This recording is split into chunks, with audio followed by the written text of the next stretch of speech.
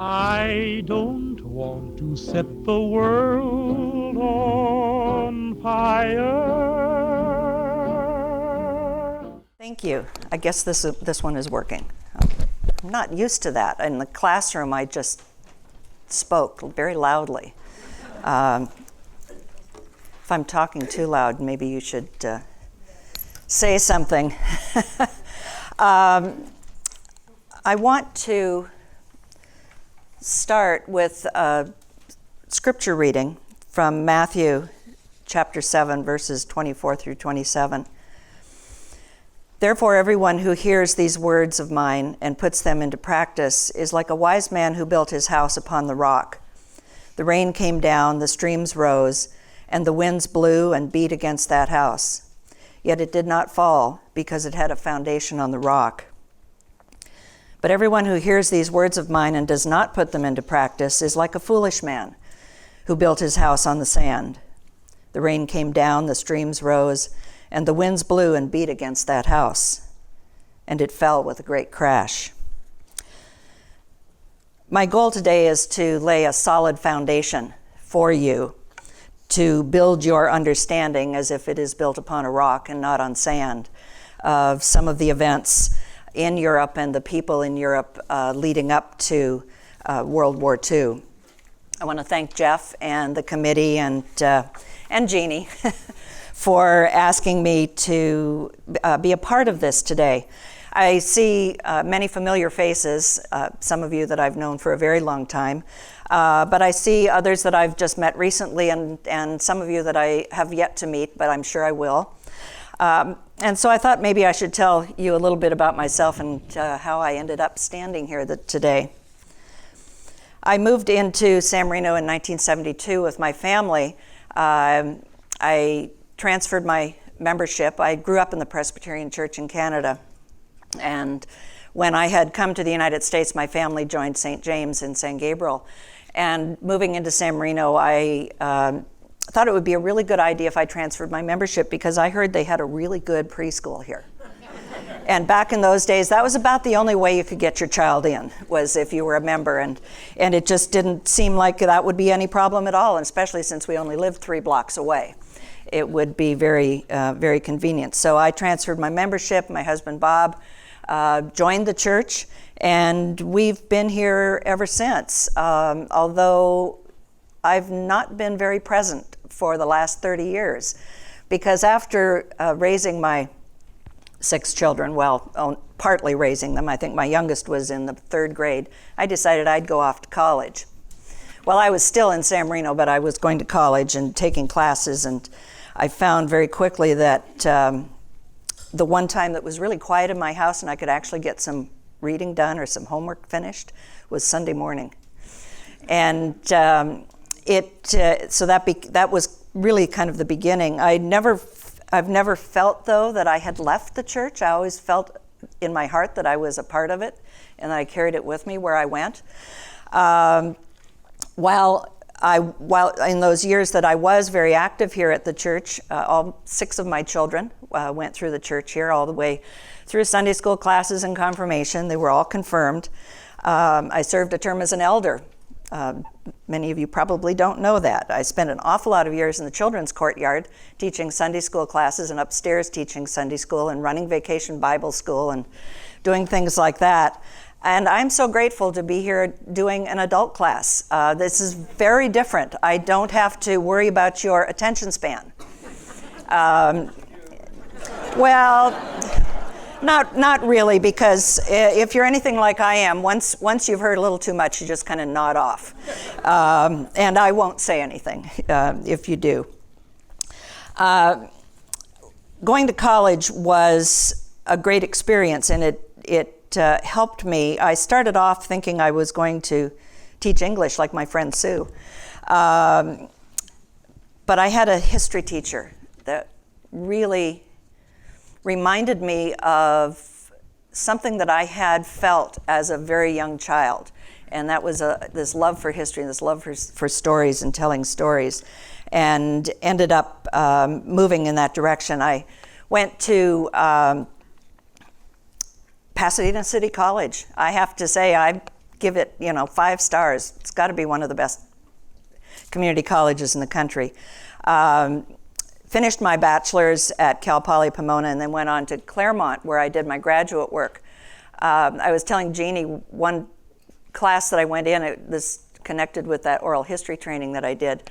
I chose that as one of the research tools for my doctorate.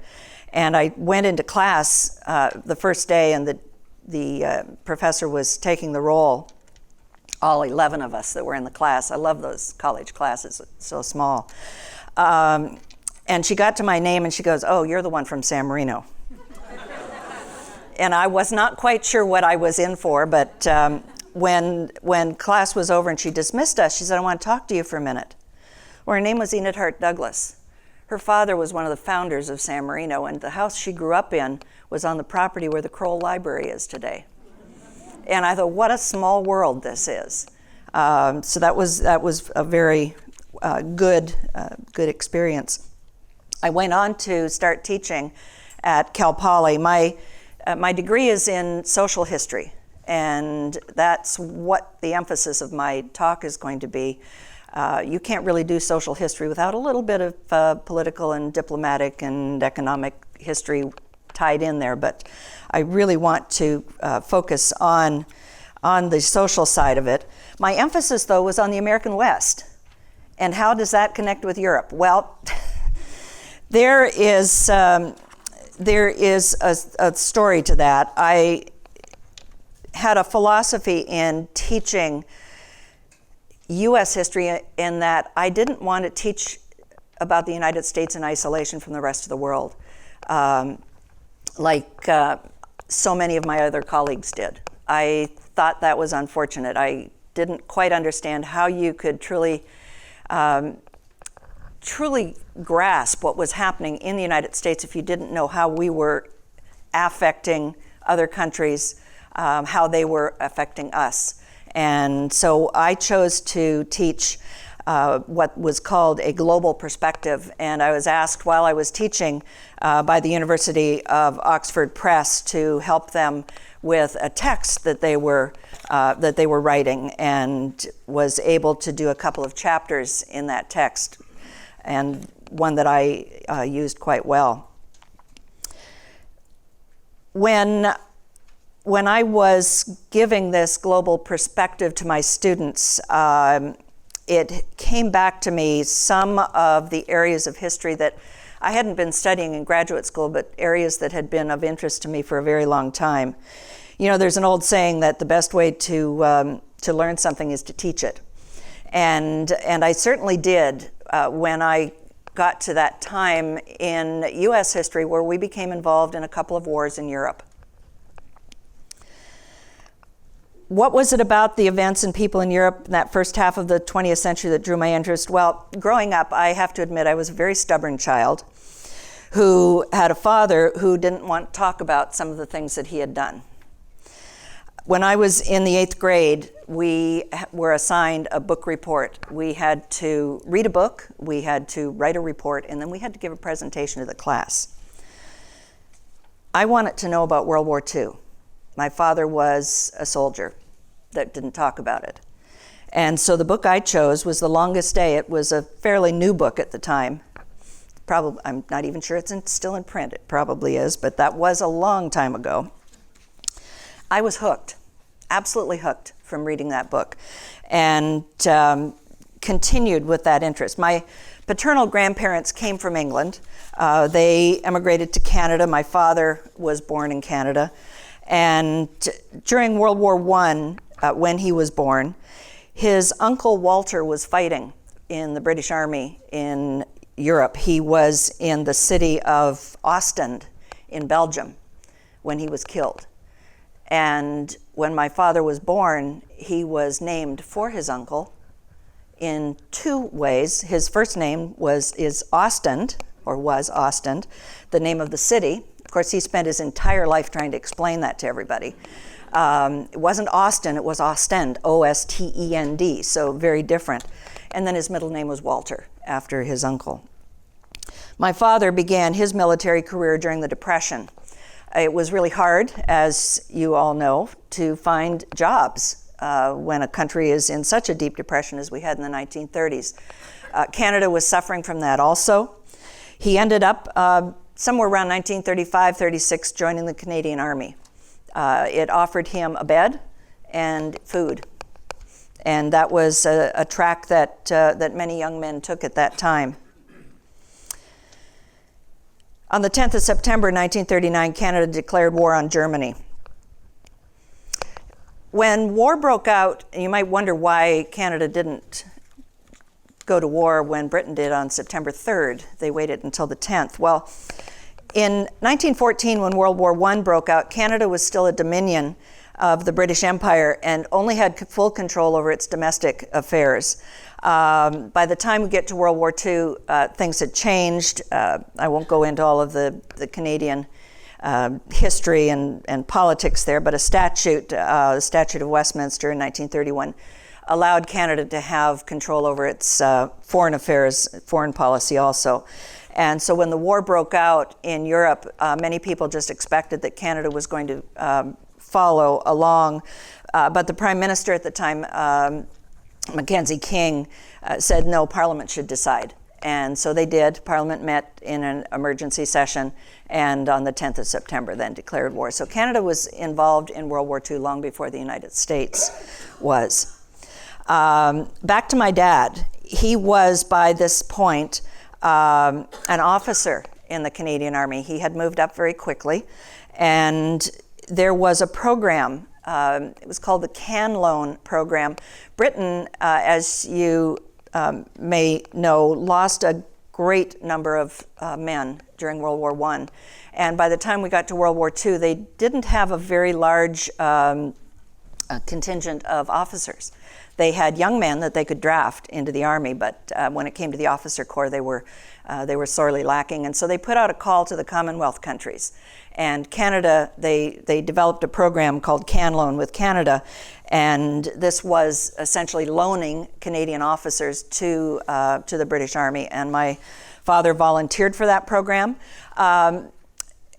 In the beginning, even though Canada had declared war on Germany, they were not very involved in the war itself. There was only they only had one unit that had gone to Europe, and it didn't look like there was going to be that many opportunities for these young men to go and fight. And again, he didn't talk about it, so I don't know if it was he felt it a patriotic duty to the country of his ancestors to go and help, or if he was just a young man that wanted to go out and fight.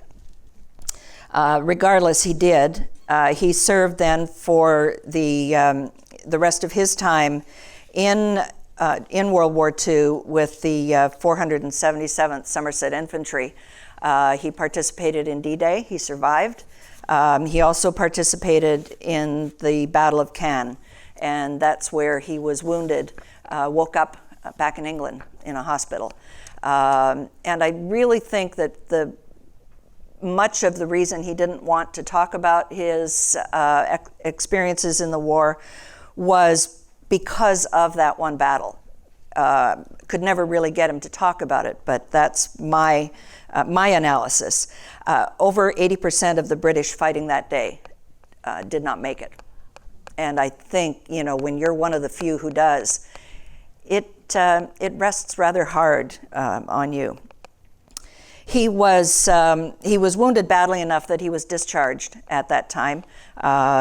Came across, when I was going through a box of his things a few years ago, his discharge papers signed by King George. He came home to his wife. They raised a family, and he never talked about the war. He did mention once in a while going and looking for, Aunt Edith or Cousin George, but nothing at all that had to do with the war itself. And that is my interest then. Even though I was studying and teaching U.S. history, my desire to understand what was going on in Europe continued and still does. I'm, in fact, in the middle of reading another book about World War II right now. Just to give a little bit of context, as Carol told us last week in trying to help us understand German culture, I think it's important that we understand the European political and diplomatic history as well, and how it influenced the mindset and the actions of Europeans and of the European governments in the beginning of the 20th century. For example, the desire for revenge in 1919 at the Palace of Versailles is related in part to terms of the treaty that ended another Treaty of Versailles that ended the Franco-Prussian War back in 1871. That war's immediate cause was the chance of a Prussian prince being put onto the throne of Spain. France feared being surrounded by an alliance that would include Germany and Spain. And war broke out. France lost. Prussia won. The treaty, and this map will show you in red there. That little section is Alsace and Lorraine. They're parts today of France, and they were at the outset of the Franco-Prussian War, but they're given to Germany with the treaty in 1871. They were given to Germany as a buffer zone. And that was something that the French did not forget. France also was required by that treaty to pay $5 billion in francs to Germany, and there was an occupation force of Germans until that payment was complete. It was at this point that Kaiser Wilhelm became the new emperor of Germany. I want to talk about alliances and the trouble with alliances. There's a very long and complicated history in Europe of alliances, and many of them were secret alliances, often getting people involved in wars and conflicts that they really otherwise would not have.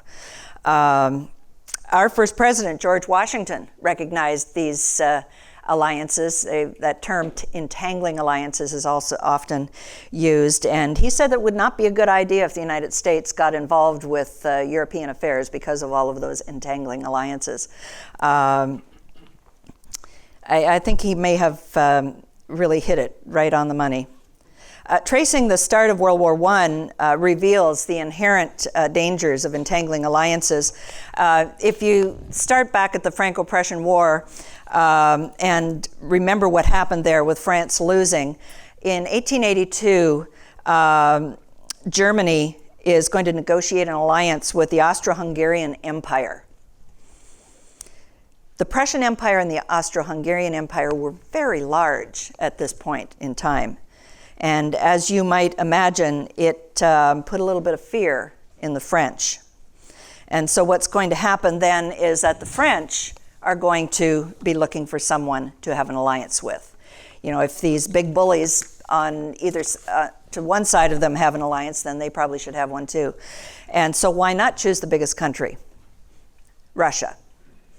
And so France negotiates an alliance with Russia and also with Britain. By this time in European history, the French and the British are kind of getting along, at least on the surface.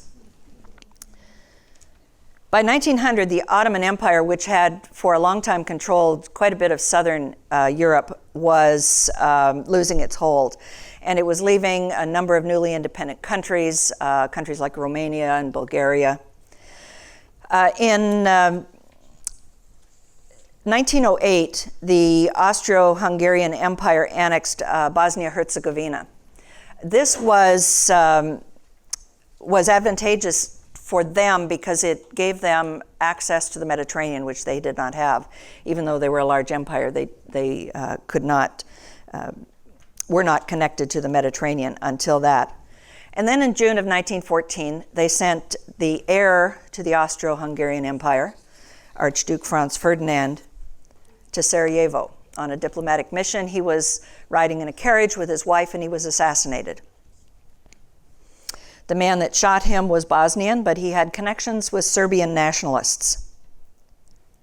That one assassination was going to launch the entire country the entire continent into war by August in just 2 months. It's pretty easy to understand why Austria would be a little upset with Serbia, since it was a Serbian nationalist who had been behind the assassination. So Austria declaring war on Serbia, kind of understand that one. But then Russia steps in and said that they have ethnic connections with Serbia, and so Russia declares war on Austria. But Austria had an alliance with Germany, so now Germany has to declare war on Russia. And when Germany declares war on Russia, France has an alliance with Russia, so now France is declaring war on on Germany, as does Britain. And, you know, if you want to know more about that, Barbara Tuchman's The Guns of August is excellent. It's just, you know, within 2 months, you have an entire continent at war. The length of the war was much more than most people had imagined. Many people thought it would be over with by Christmas. Trench warfare, I'm sure you're aware of those kinds of conditions. I don't need to highlight that. The number of people killed, and you know, this is something that fluctuates depending on which source you're looking at. The numbers I have are from Britannica. France lost 1.4 million people, million killed. There were 4.3 million wounded. Their total casualties, which included prisoners and people missing, came to 6.1 million. The numbers are similar for the other large countries involved. Britain, 900,000 killed, 2 million wounded, total casualties 3.1. Germany, 1.8 million killed, 4.2 million wounded, 7.1 million total casualties. Russia, 1.7 million killed, 4.9 million wounded, and 9.1 million in casualties. You may wonder why Russia is not involved when we get to talking about the Treaty of Versailles. Russia, because of the Bolshevik Revolution in 1917, is going to sign a separate treaty with Germany in 1917, the Treaty of Brest-Litovsk, and so they're not involved in the end. When you total up, though, all of the countries, not just these major powers, but all of the countries that are involved, the total casualties comes to 37.5 million people. This had an impact, a serious impact, on people in Europe. Many of them just not wanting to be involved in war again, ever. You know, there was a really good reason that World War I, and we only refer to it as World War I since World War II, it was called the Great War, or the War to End All Wars. And when you hear numbers like that, it certainly makes sense. The United States and the role that the United States played. We didn't enter the war until 1917. We declared neutrality when the war broke out, in part because we really wanted to keep on trading with both sides. Well, that didn't work out too well. Our neutrality in the end is actually what gets us involved. Although there are a number of other factors in there, submarine warfare.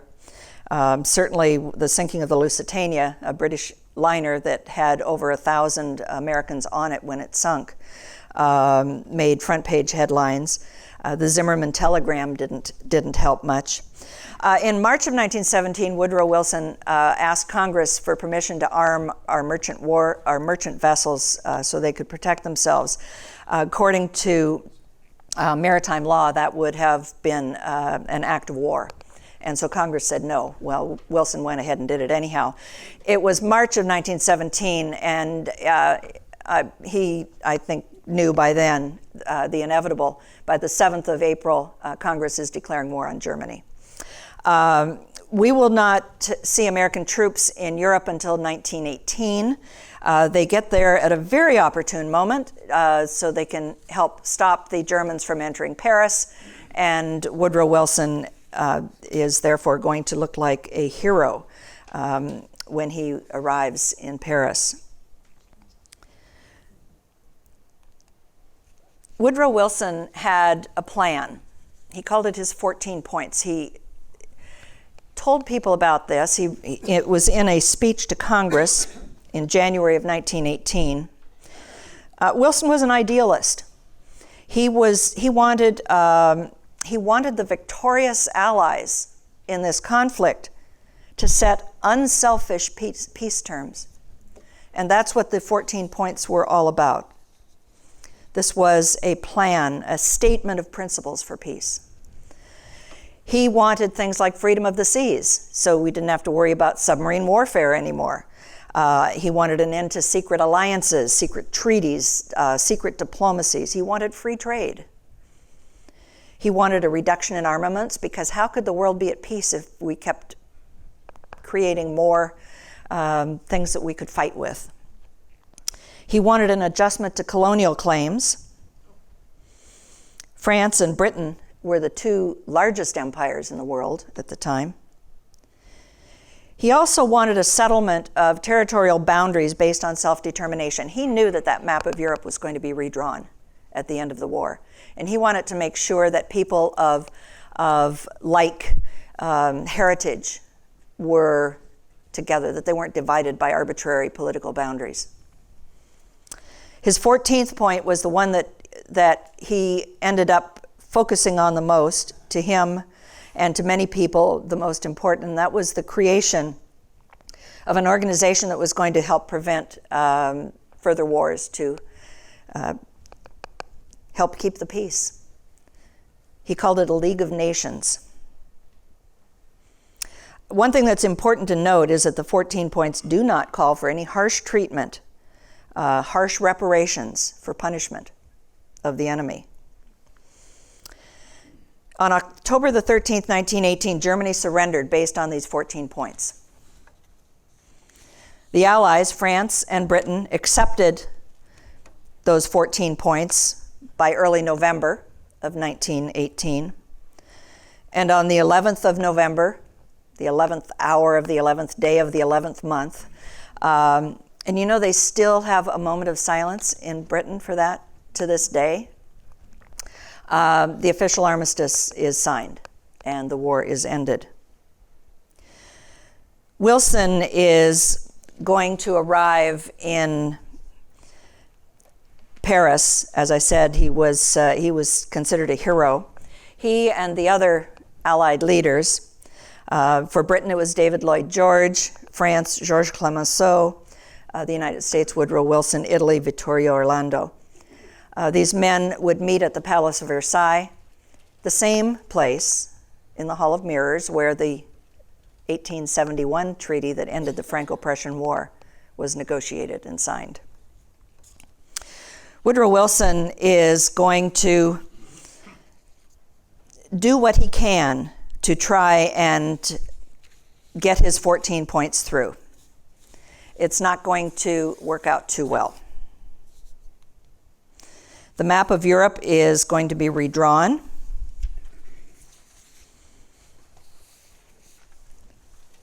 He will manage to keep that League of Nations. This is what the map of Europe is going to look like when the treaty is signed, when those arbitrary political boundaries are put in place. And we'll find out by the mid-1930s just how dangerous those arbitrary political boundaries became.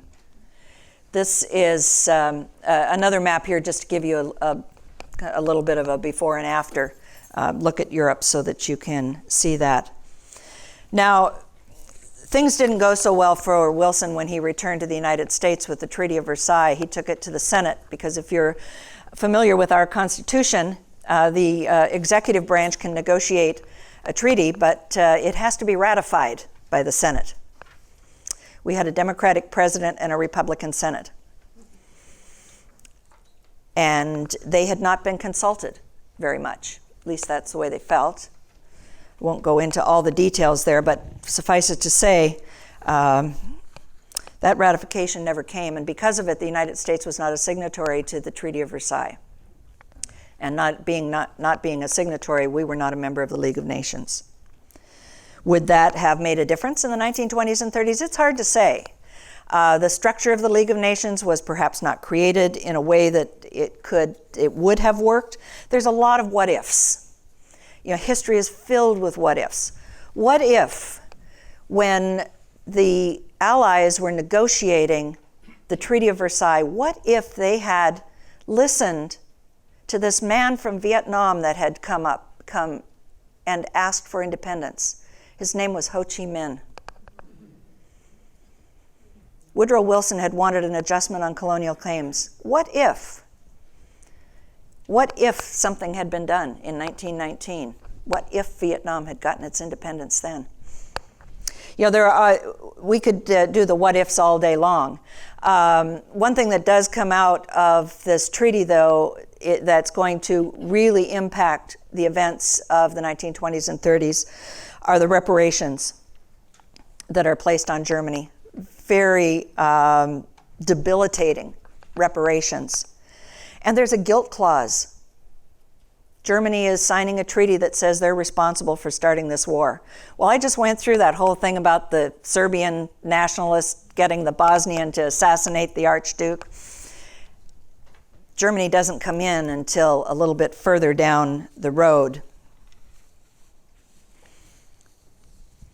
Here's the League of Nations. It's still around today. We will replace it at the end of World War II with the United Nations, built in a structure that has, not in every case, but in many times has been able to avert some of the problems that were going on in the world.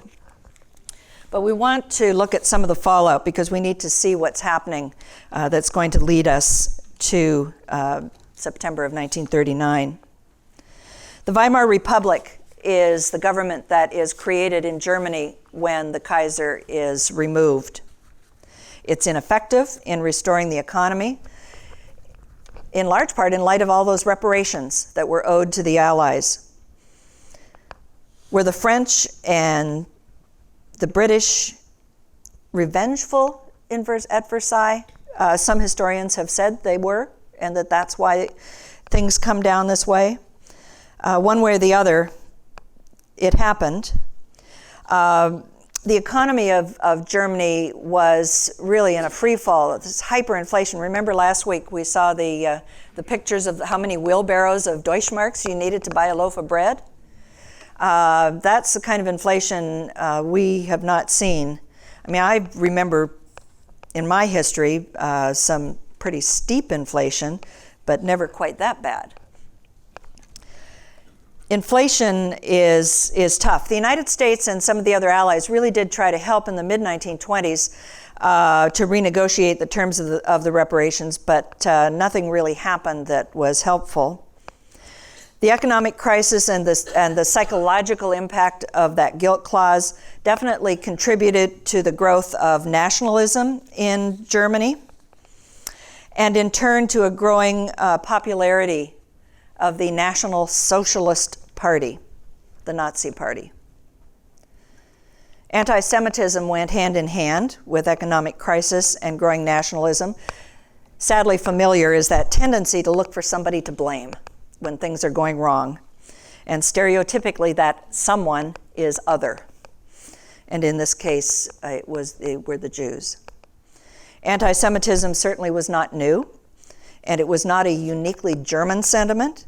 Anti-Semitism had existed throughout the Christian world for millennia. Its growth in Germany in the 1930s, though, took on a whole new dimension.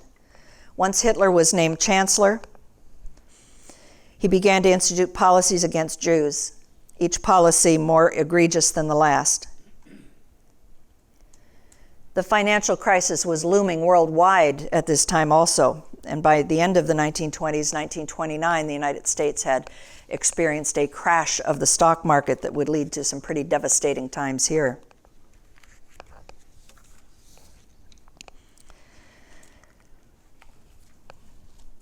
This building started off as a papal palace. It was then used by the Venetian ambassador back in the days when Venice was still a republic. And then it was an Austrian embassy, and by the time we get into the 1920s, it became the headquarters of Benito Mussolini. In 1922, there was a march on Rome. They stormed the prime minister and took over power from the king, setting up a new form of government. Early laws passed pleased liberals and nationalists and others. And what it did was it placed some false hope. People trusted Benito Mussolini in the beginning. By 1926, the government had taken over control of the country's schools, the youth. This was aimed at raising a generation of supporters. By 1927, over 2 to 3 years, the laws that Mussolini had passed gave him more and more power, and by 1927, he had the power to do just about anything he wanted in this fascist state. In 1935, changing laws had given him control of 2/3 of Italian businesses, and also that year, he decided to invade Ethiopia, Abyssinia at the time. At least that's the way I remember it from my early geography years. In invading Ethiopia, Mussolini proclaimed Italy's King Victor Emmanuel III as Emperor of Ethiopia. Haile Selassie, the leader of Ethiopia, went to the League of Nations and complained. The League of Nations condemned Italy. They placed some sanctions on Italy. It was an interesting list of sanctions. Once you get to the 20th century, if you have done any reading on warfare, military warfare, you know that one of the resources that you absolutely need is oil. Oil wasn't on that sanction list. Why? This conflict has been looked at by many historians as one of the events that is going to pave the road to World War II. It certainly demonstrated the ineffectiveness of the League of Nations, especially when League decisions weren't being supported by the great powers.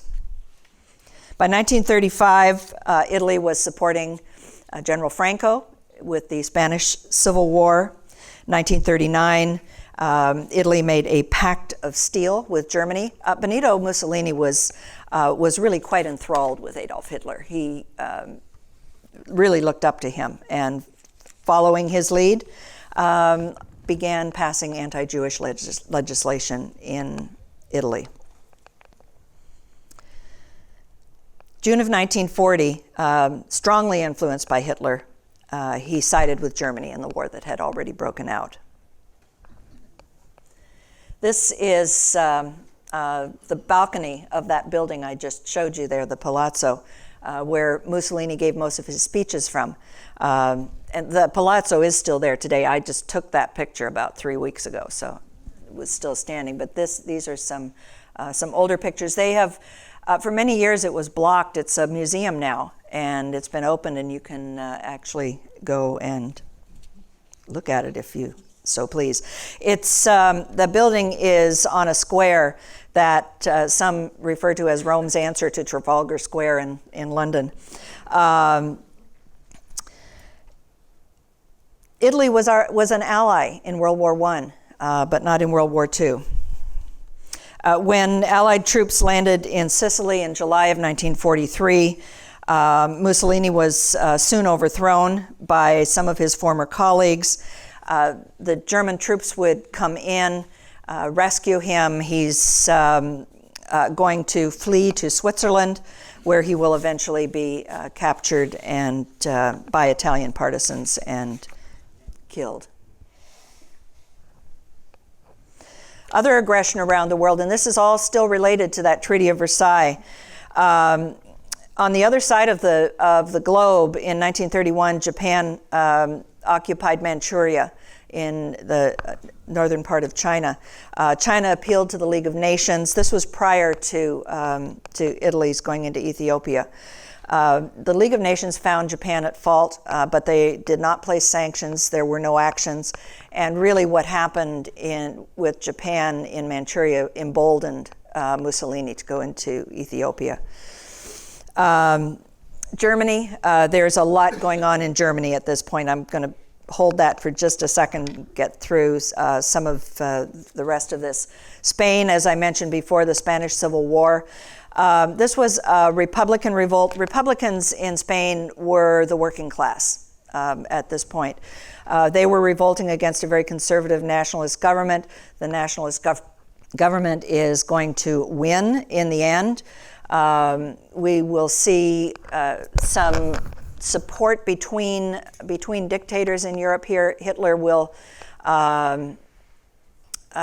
give his new Air Force a little practice run in Spain when they destroy Guernica. This conflict is representing another threat to the international equilibrium. It's also emboldening some artists and writers at the time. Pablo Picasso with his painting of Guernica. George Orwell's Homage to Catalonia. Ernest Hemingway's For Whom the Bell Tolls. John Dos Passos, The Adventures of a Young Man. All of these written or painted in the late 1930s. This kind of nationalism that is growing in all of these countries is something that today we might term ultra nationalism. It's a very strong form of patriotism where one promotes the interests of the state or one people above all others. Ultra-nationalists tend to prey on people's fears. Fears in Europe for many at the time, many of the nationalists at the time were the communists. And they used propaganda to spread hatred, and that hatred was being spread with the anti-Semitism and the Jews. 1937, Japan is going to take another step, and they will invade China. At this point, and we haven't seen much of anything being said by other leaders in the world up to this point about what's going on. But Franklin Roosevelt, President of the United States, will give a speech that's become known as his quarantine speech in 1937 after Japan goes into China. In this speech, he calls for international cooperation of quarantining aggressors. And he warns Americans about the threat of European dictators, but that's as far as we're going to go at this point. Germany. Well, we've talked about the hyperinflation, the growth of nationalism and xenophobia.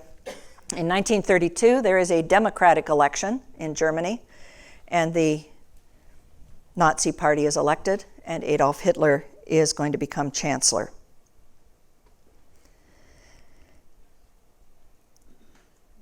Those policies, starting in 1933 when he is given the office of chancellor, policies against the Jews. He orders boycotting of Jewish businesses. Jews are being dismissed from civil posts.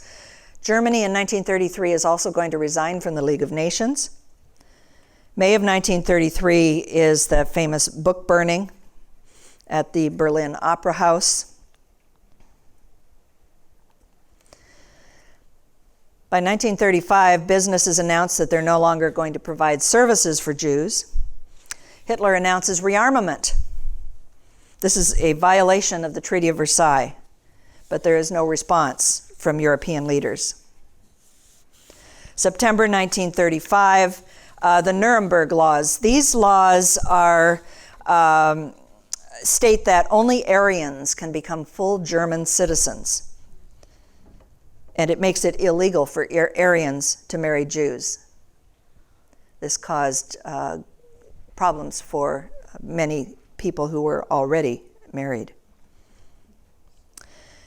In March of 1936, German troops will march into the Rhineland, a strip of land along the Rhine that borders France, Luxembourg, Belgium, and the Netherlands. The Rhineland was declared a buffer zone by the Treaty of Versailles, and it banned any German forces or fortifications.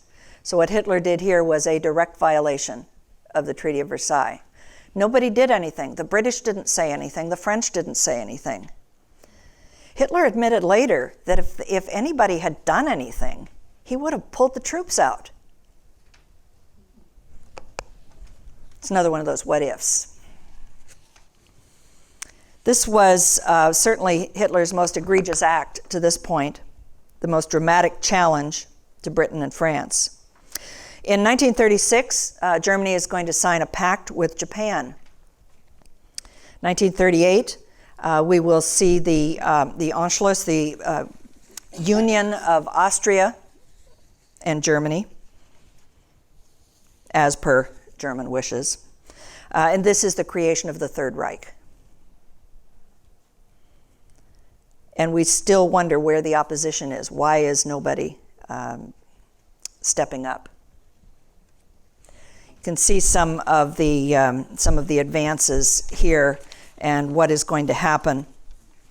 In September of 1938, there will be a conference called of European leaders. It will be held in Munich. This is a conference that has been referred to in later years as in reference to not appeasing dictators. What happens is that Hitler had wanted to take the Sudetenland, and on the map you can see Czechoslovakia is brown. I don't know if you can, how much of it you can read from back there, but the kind of bright blue turquoisey area is the Sudetenland, and it goes around the edges of Czechoslovakia as it juts into Germany there. And Hitler claimed that these were Germanic people, their ethnicity, their heritage was German, and so therefore they should be part of Germany. That was his argument.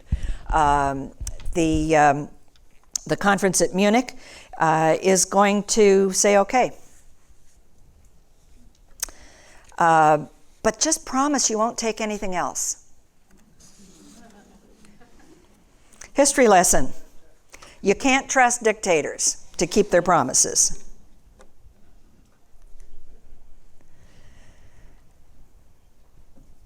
Later that year, in 1938, in November, Kristallnacht, the night of broken glass. This, it starts primarily because of a man who was killed, or this is what really the instigation for the attack at this moment, because up to this point, the anti-Semitism and the feelings against the Jews were nonviolent. This is the first instance of violence, outright violence. In November, early in November, there was a teenage Polish Jewish boy living in Paris who had learned that the Nazis had exiled his parents to a work camp.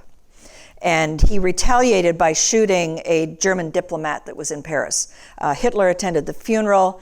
Joseph Goebbels, the Minister for Public Enlightenment and Propaganda, seized on the assassination to rile up Nazi supporters into a frenzy. And that resulted 2 days later, the beginning of Kristallnacht. They torched synagogues, they vandalized Jewish businesses, schools, homes throughout Germany and Austria, killing at least 100 Jews. 30,000 Jewish men were arrested and sent to Dachau, Buchenwald, and Sachsenhausen. You'll have to excuse my German pronunciations. That was not one of my languages. Prior to Kristallnacht, the Nazi police forces, as I said, had been primarily nonviolent, but things now had clearly changed. In the United States, President Roosevelt is going to condemn this violence and the anti-Semitism that is rising in Germany. He is going to recall the U.S. ambassador to Germany, Hugh Wilson at this time. But there are no changes made to U.S. immigration policies to allow us to admit Jewish refugees. In part, that is due to anti-Semitic views held by various upper echelon officials in the United States and in our State Department. This event, though, is a real wake-up call to European Jews, and some will be able to get out of Europe at this point. In August of 1939, this is 11 months after the Munich conference, Germany is going to sign a non-aggression pact with the Soviet Union. For Germany's part, they wanted to avoid a war on two fronts. Kind of makes you wonder, though, why the Soviets were willing to do this. Could they not see what was going to happen? Because eventually Germany is going to go into the Soviet Union. They just didn't want that war on two fronts. They wanted to take care of the Western front first. It's the same pathway that Napoleon crossed over into Russia, and then the Germans in World War I, and Russia didn't do too well in either one of those conflicts either. But they did, and it was interesting, the Soviets, and talk about secret diplomacy and secret goings-on, the Soviets were actually providing Germany in the 1920s with facilities very deep within the country of Russia to make and test tanks, aircraft, and poison gas, and also to provide them areas for training Luftwaffe pilots and troops. All of these activities were prohibited by the Treaty of Versailles. Of course, the Soviets weren't a part of it, so they didn't feel they had to worry about it too much. September 1st, Germany is going to invade Poland. On the 3rd of September, Britain and France declare war on Germany. September 27th, Poland will surrender. April 1940, Germany is going to invade Denmark and Norway. By May of 1940, Germany will invade Belgium, Denmark, and Luxembourg. And it's at this point that King George in England is going to appoint Winston Churchill as Prime Minister. Later that month, on the 27th, the British evacuation of Dunkirk is going to begin. I think this would be a really good time to break if everybody would like to do that. I know I see much more rapt attention than I ever did from my college classes, but nevertheless, I think if you get up and walk around a little bit and maybe get something to drink, and we'll come. Now that the war has started, we'll come back in a minute. When the subject of resistance to the Nazis comes up, generally talk goes straight to resistance in France and Britain, but there were some within Germany itself who resisted the Nazis, and one of them was a bishop, Clemens August Graf von Galen. Galen was born into the German aristocracy. He was a count and became a cardinal of the Roman Catholic Church. He was the Bishop of Munster and has become known as the Lion of Munster. He was a complicated man. He was conservative, a staunch nationalist and anti-communist in the early 1930s. But by 1934, he began to attack the racial ideology of the Nazi regime and spoke out against Hitler's theory of the purity of German blood.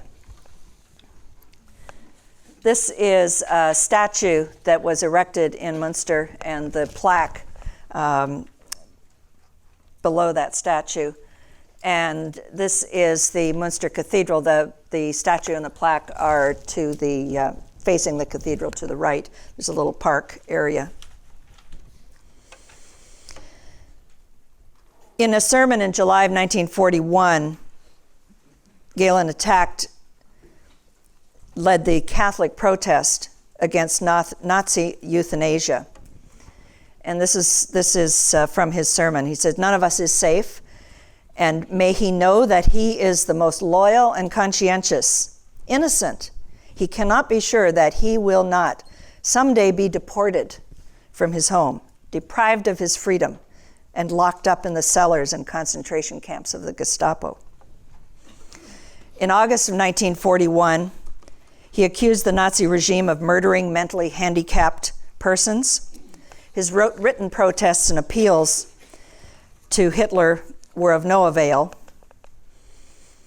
And he said, "We must expect, therefore, that the poor defenseless patients are sooner or later going to be killed." Why? Because in the judgment of some official body, they have become unworthy to live. Even though it is at present applied only to poor and defenseless, mentally ill patients, the way is open for the murder of all unproductive men and women, the incurably ill, those disabled in industry or war. The way is open indeed for the murder of all of us when we become old and infirm and therefore unproductive. As you might expect, his sermons created a sensation. They were secretly duplicated and passed around. Galen was arrested. In fact, it was suggested to Hitler that he should have the Gestapo not only arrest him, but execute the bishop. Hitler, though, feared the loss of support from the entire diocese for the duration of the war, and so that execution didn't happen. Instead, the Gestapo arrested 24 secular priests and 13 members of the regular clergy, deported them to concentration camps, and of those 10 lost their lives. War destroyed the cathedral and the bishop's house. During the last months of the war, in the city of Munster itself was almost completely demolished. At the bishop's death, he was recognized by the Jewish community as one of the few upright and conscientious men who fought against the radicalism in a most difficult time. Thousands of agents worked in resistance movements.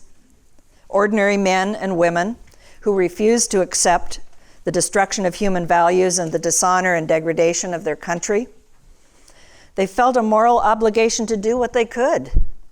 1.4 million Frenchmen died in World War I. It was the highest proportion of deaths per capita of any of the combatant countries.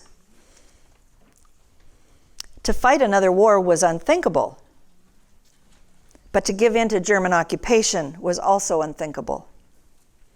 Dozens of intelligence networks sprang up to assist Allied commanders.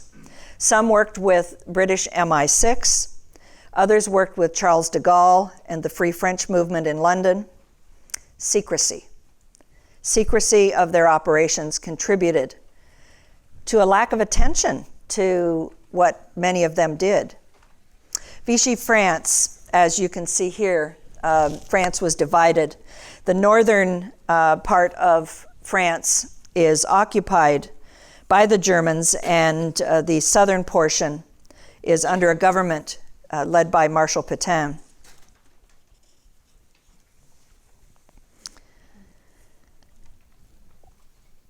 When the German forces invaded France, the military wanted to keep on fighting. Government officials thought otherwise. Parliament voted to abandon the Third Reich, the Third Republic. But they also gave Marshal Pétain extraordinary powers. While the government was in essence dissolved, the bureaucratic system in place from the Third Republic was largely still there. And Pétain was able to enact policies through this. The Vichy government under Pétain operates from a new base, not from Paris, but from the town of Vichy. It's a spa city in southern France. Most nations at the time recognized the Vichy government as legitimate, although this would change, especially for the Americans once the French fought back when we moved into North Africa. Meanwhile, Charles de Gaulle is working from London. Pétain wanted a return to a more conservative order. He ruled with absolute power up until 1942 when the Germans took over and managed the affairs directly.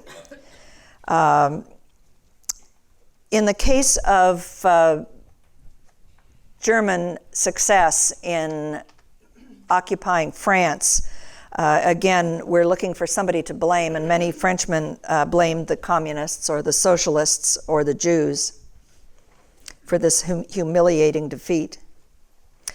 Question is whether the Vichy regime was the lesser of two evils. Some did think so, especially in the beginning. But as more archival evidence becomes available, historians are starting to see the collaborators as willing participants, and especially in anti-Semitic policies. The Vichy government participated willingly in deportations and in fact did most of the arresting of Jews in that portion of France. Did the French public support the Vichy leaders? Well, that's complicated too. They were in power for 4 years, but that support declined. Resistance movements in this portion of France were fairly significant. I have some books that I'm going to mention a little bit later. One of them particularly looks at this. The legacy of what happens with this divided France and with the Vichy regime is something that France is coming to terms with their role in the Holocaust. Recently, French President Emmanuel Macron denounced the genocide in a speech. Books and movies have paid much more attention to the saboteurs and the escape networks that were working within Europe during this time. They're really the different strands of activity against the Nazis. That third strand, though, the espionage, is less talked about in large part because of the secrecy that was involved with what they were doing. It was the nature of it.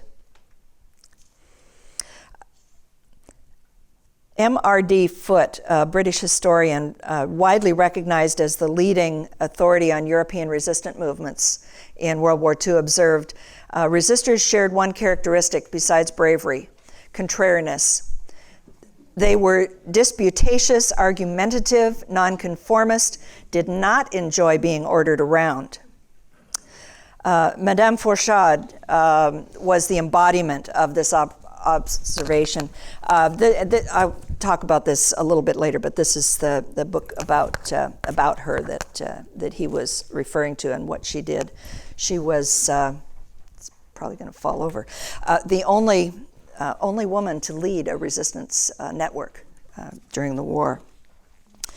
Resistance movements began even before the war, as with this one. Once the British had left Dunkirk, Winston Churchill was prime minister. He desperately wanted help, desperately wanted the United States to come into the war and help.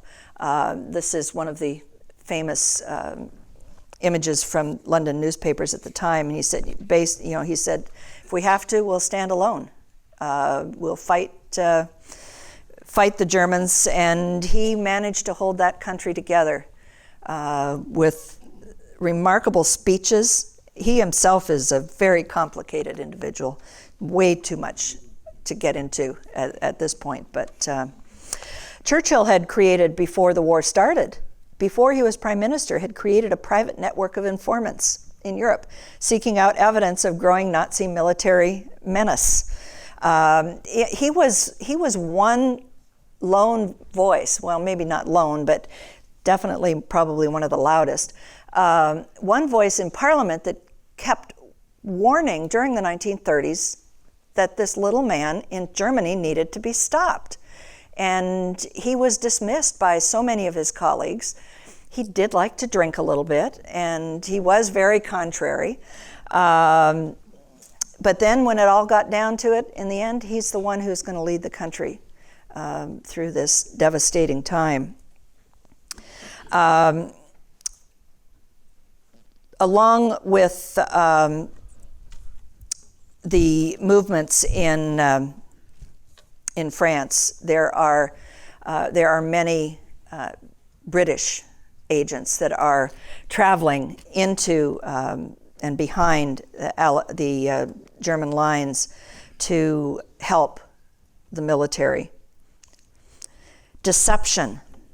Deception is something that was used quite effectively to combat the Germans.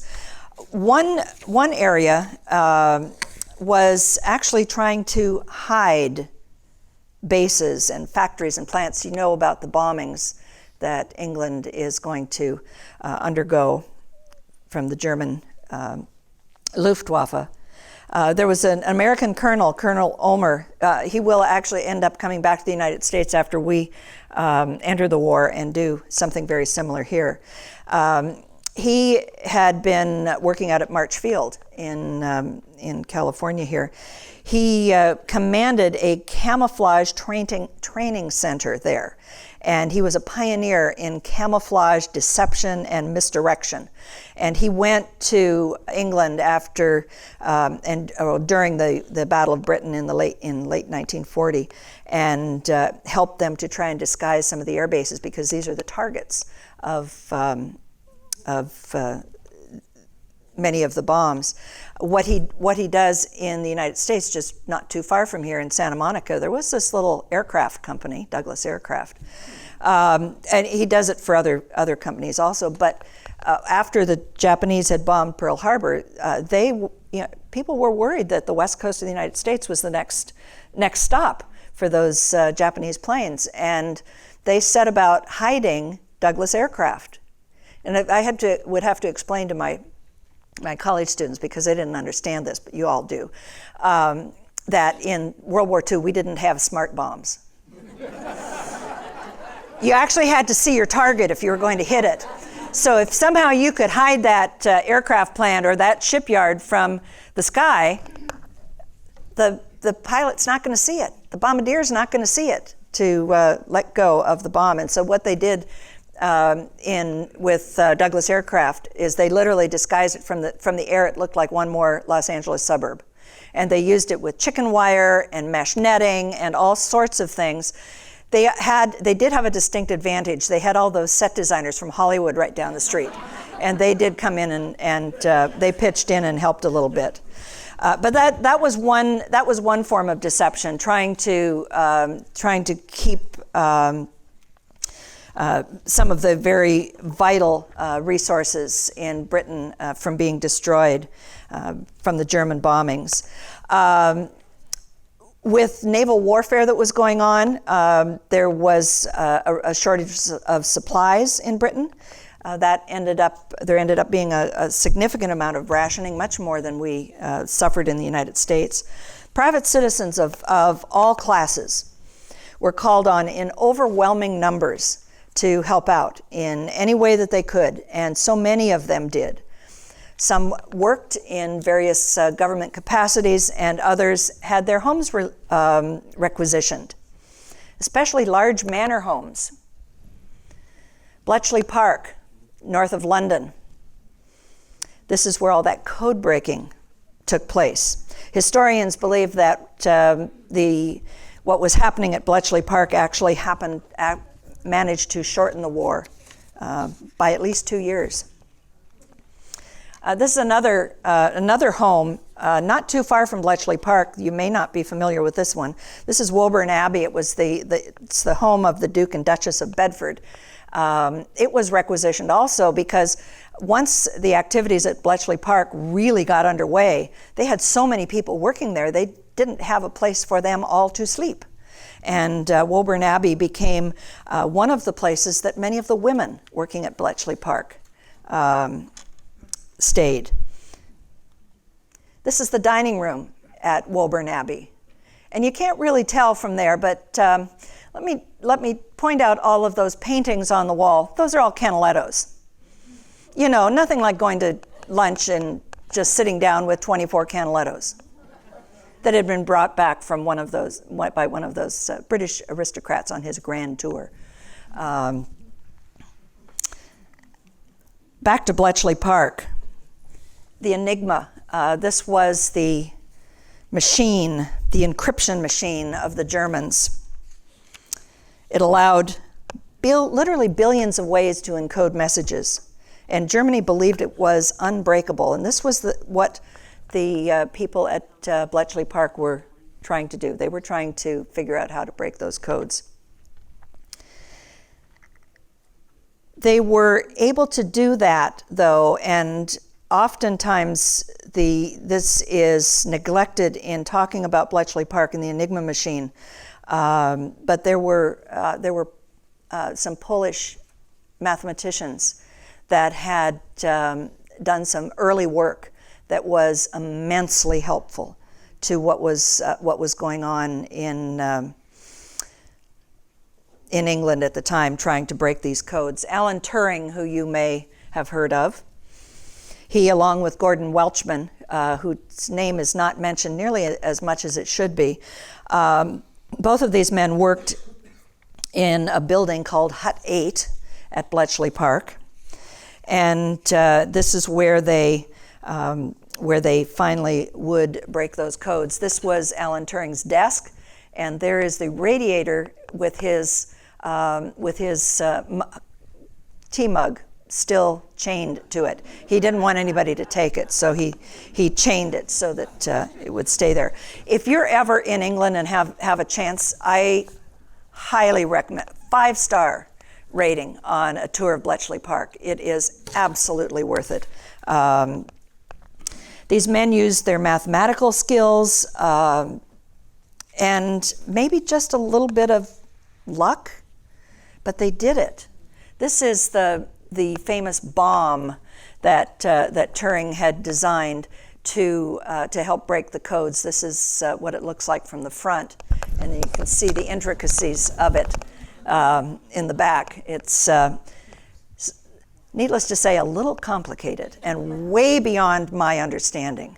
I always told my students that I studied history because I didn't do math.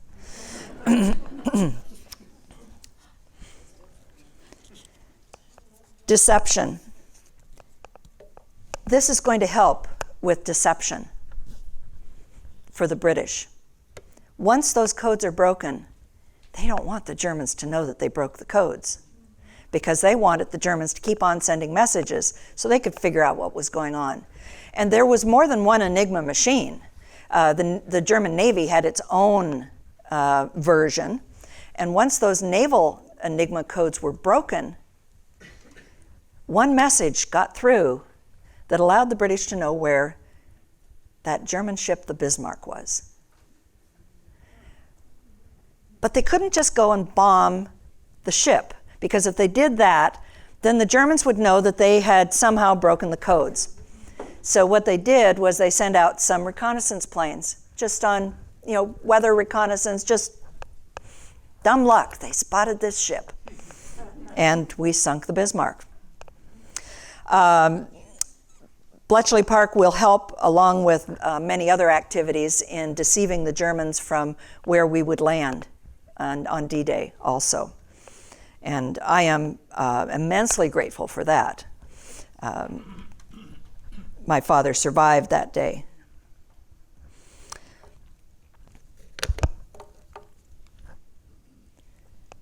This is one of the signs that I saw posted when I was at Bletchley Park. and very, very British. Yes, very British.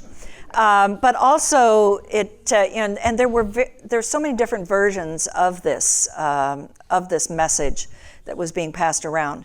There was something in Britain called the Official Secrets Act, and everybody that worked in any of these high government offices, and sometimes even very lowly people working in these offices, had to sign this Official Secrets Act.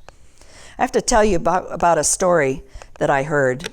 I had a tour of Bletchley Park several years ago, and the gentleman that was going around with us and pointing out different things, we came to one spot on the property, and not all of the huts, they built these little huts during the war to work in, they were not all still there.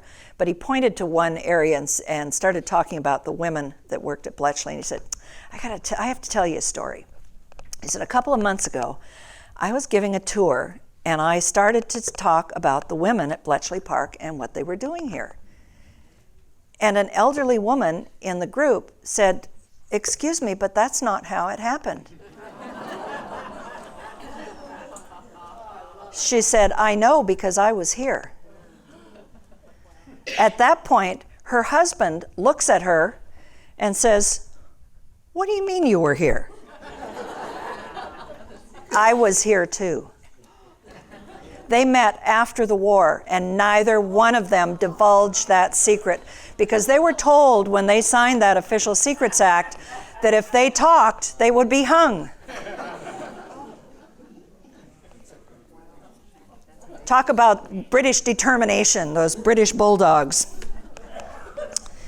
Definitely something going on there. One of the handouts, and I think some of you have it, is a list of books. This is just one that I wanted to add at the end. But the list, let's see if I can find, I've got mine here. I wanted to talk a little bit about some of these books and give you just a little excerpt from the prologue in Madame Fourchard's Secret War, the daring young woman who led France's largest spy network against Hitler. This is from the prologue. Over the course of the conflict, Fourchard, the only woman to head a major resistance network in France, commanded some 3,000 agents who infiltrated every major port and sizable town in the country. They came from all segments of society: military officers, government clerks, architects, shopkeepers, fishermen, housewives, doctors, artists, plumbers, students, bus drivers, priests, members of the aristocracy, and France's most celebrated child actor. Thanks to Marie Madeleine, determined efforts, almost 20% were women, the highest number of any resistance organization in France. Her group's formal name was Alliance, or Alliance, but the Gestapo called it Noah's Ark because its agents used the names of animals and birds as their aliases. Marie Madeleine's had come up with the idea and assigned each agent his or her nom de guerre. Many of the men bore names of proud and powerful denizens of the animal and avian kingdoms: wolf, lion, tiger, elephant, fox, bull, eagle, to name a few. For her own code name, she decided on hedgehog. On the surface, it seemed a rather odd choice, a beguiling, bright-eyed little animal with prickles all over its body. The hedgehog was, and is, a beloved figure in classic children's books. In Alice in Wonderland, the hedgehogs are used as croquet balls by the Queen of Hearts. In Beatrix Potter's stories about Peter Rabbit, one of her most endearing characters is a hedgehog, Mrs. Tiggywinkle, who was based on Potter's own pet hedgehog. But the hedgehog's unthreatening appearance is deceiving. When challenged by an enemy, it rolls up in a tight ball, which causes all the spines on its body to point outward. At that point, as a friend of Marie Madeleine's once noted, it becomes a tough little animal that even a lion would hesitate to bite. Until July 1944, Marie Madeleine Fourchade, like the hedgehog, had managed to elude her foes. And I'm going to leave it there because I'm going to recommend that you read the book. I just got to give you something to go home with.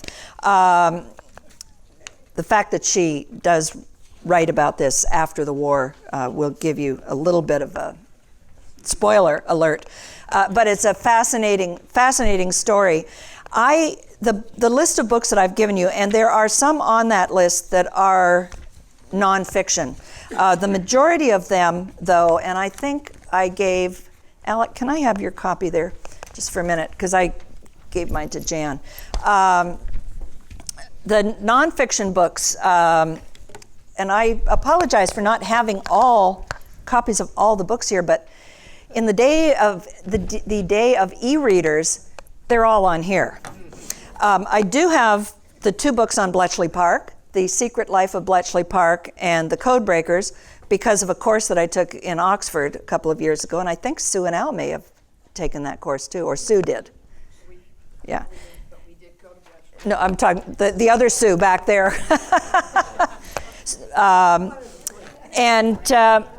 The other nonfictions that I have listed here, Franklin and Winston. If you are interested at all in World War II, I found this really captivating. It's written by John Meacham. He's a great writer, very easy to read. This is a book that is based on the correspondence between these 2 men, and it really gives you an insight into both of their characters that I had never, some of it I had not picked up in all of the research that I had done previously. And then there's another Resistance, the memoirs of occupied France. Most of these books I have read. Some I have not, but they have been the ones I haven't have been highly recommended by colleagues. And the rest are historical fiction. For me, and my love of stories, when I read a book that is historical fiction, and I tend to, as a historian, the first time they mention something that involves history, I'm right there doing a little fact checking to make sure that they're right. And if they aren't, I tend not to go much further. So I feel confident that the books that I have put on this list have paid very close attention to history. To me, an academic book, a nonfiction book about war is very objective. It gives you lots of names and dates and numbers and all sorts of things. But when you take that story and you start adding a dialogue, then you start to feel emotions. And for me, when I start to feel those emotions, that's when history comes alive. And so I have really enjoyed many of these books. And this is a very short list. There are many others that I have read, and I'm sure that many of you have also. But I thought I would pass these along. I always love when somebody gives me the name of a book I haven't found yet. One that I just finished reading, and I had started this. It was All the Light We Cannot See. Pulitzer Prize winner, so yeah, it's pretty well written. I'd read another book by Anthony Doerr. I was in Rome a couple of weeks ago, and one of the books that had been recommended for us to read was 4 Seasons in Rome by Anthony Doerr.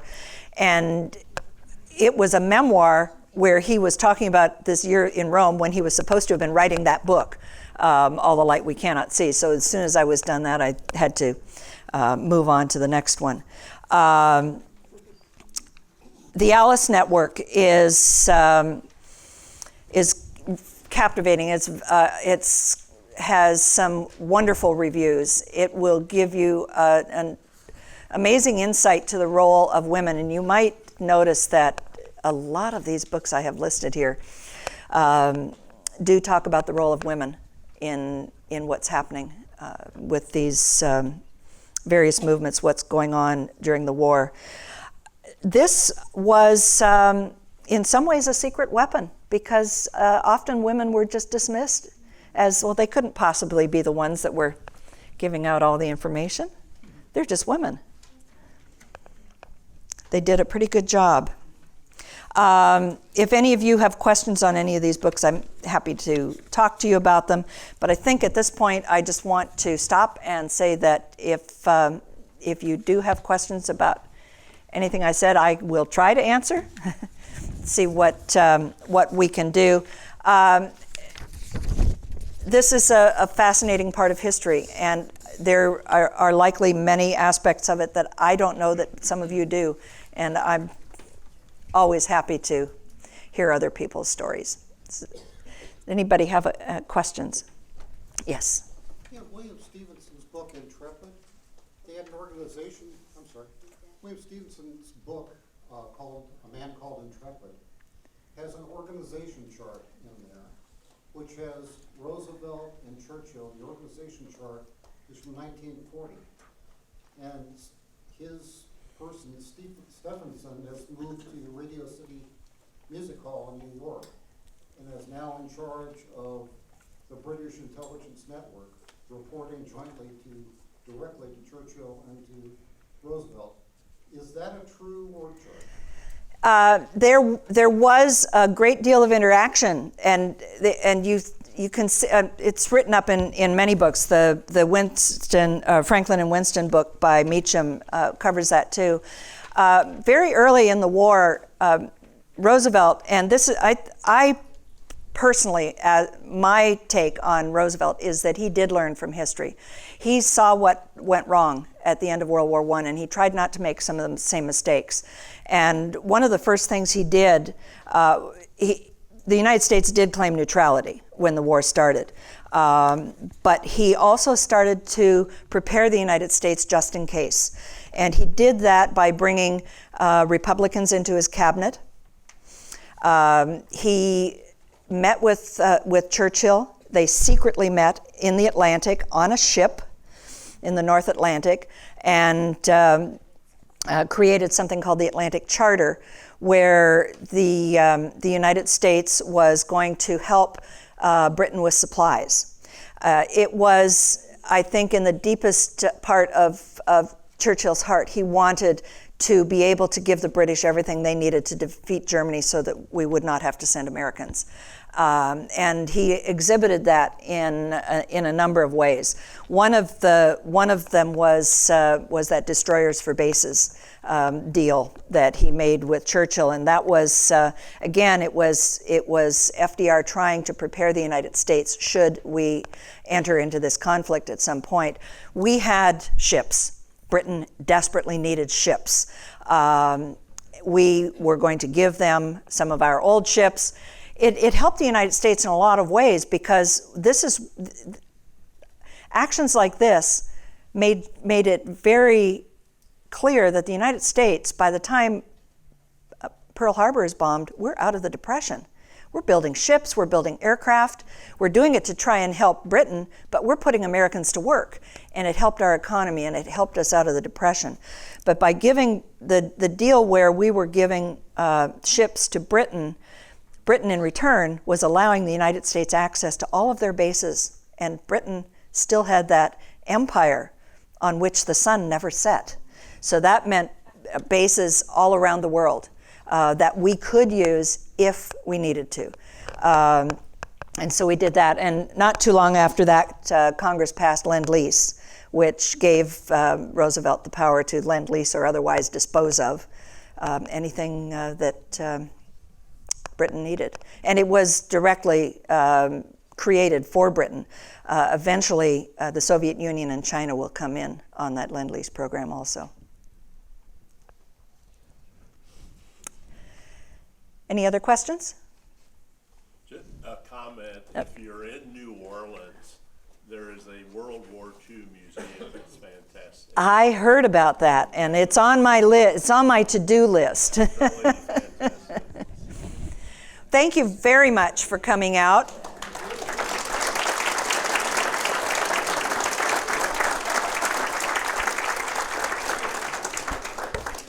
Did you want to say anything, Jan, or shall I just encourage everybody to come next week?